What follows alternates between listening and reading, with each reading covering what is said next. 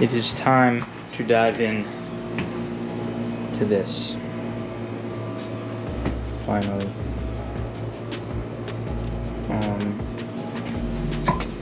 I'm not gonna record every little thing because I will say these directions are pretty good.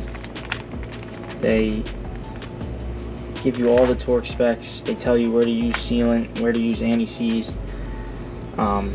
There's a picture for every step. It is in black and white, but you can still see like generally what's going on.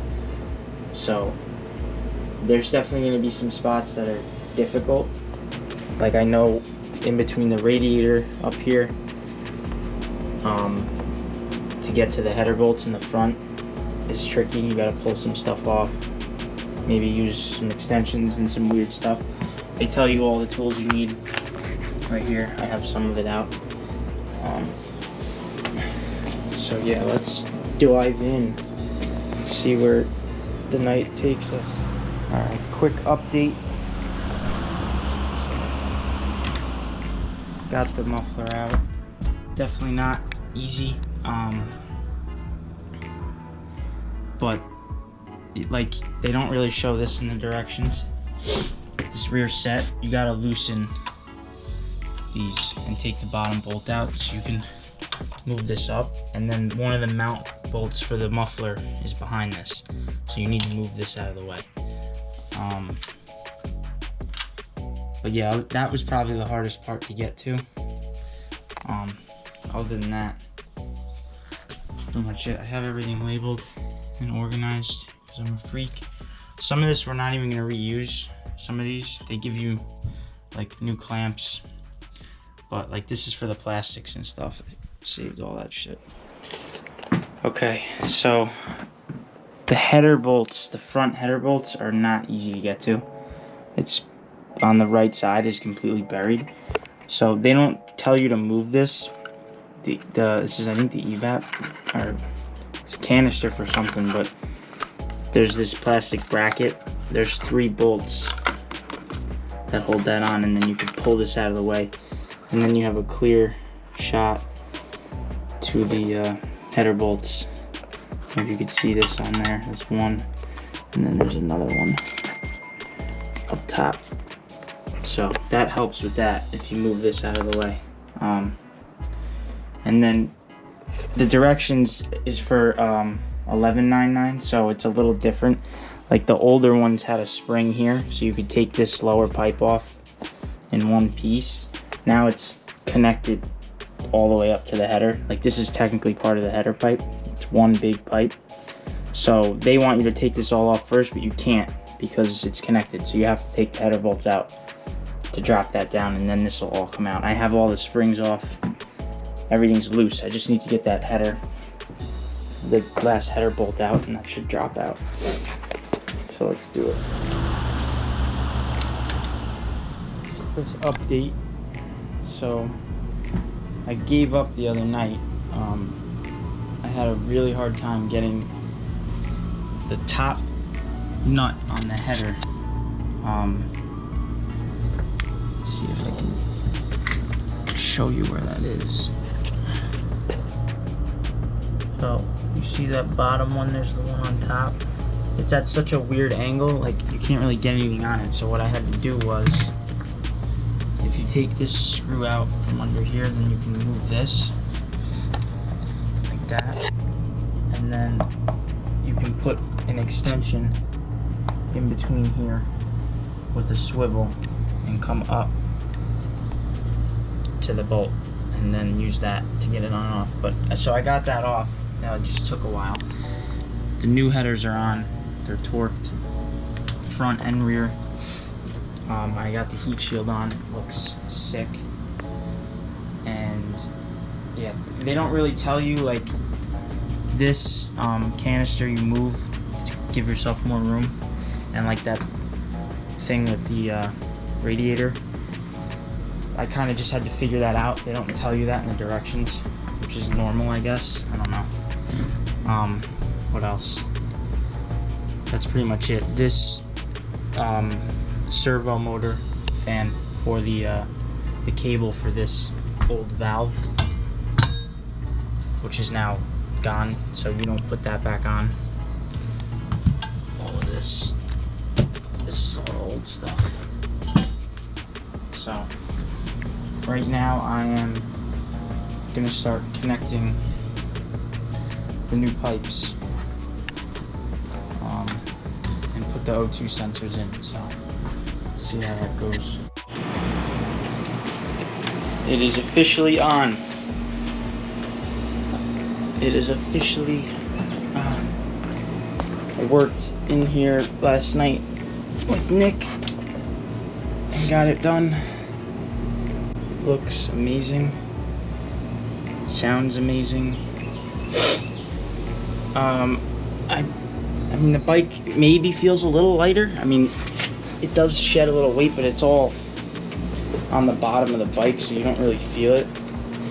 But the carbon looks really good. It matches perfectly with this. And yeah, let's start it up. I'm gonna finish putting everything back together. It's just the paneling there, the rear fender, license plate's got to go back on.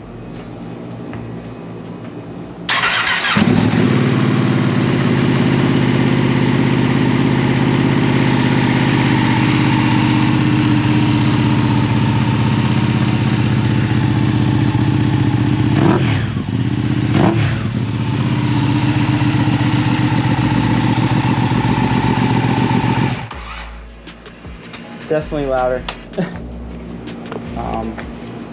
It's not like louder when it's idling, but I rode it around the neighborhood last night and it has a different sound. It sounds really good.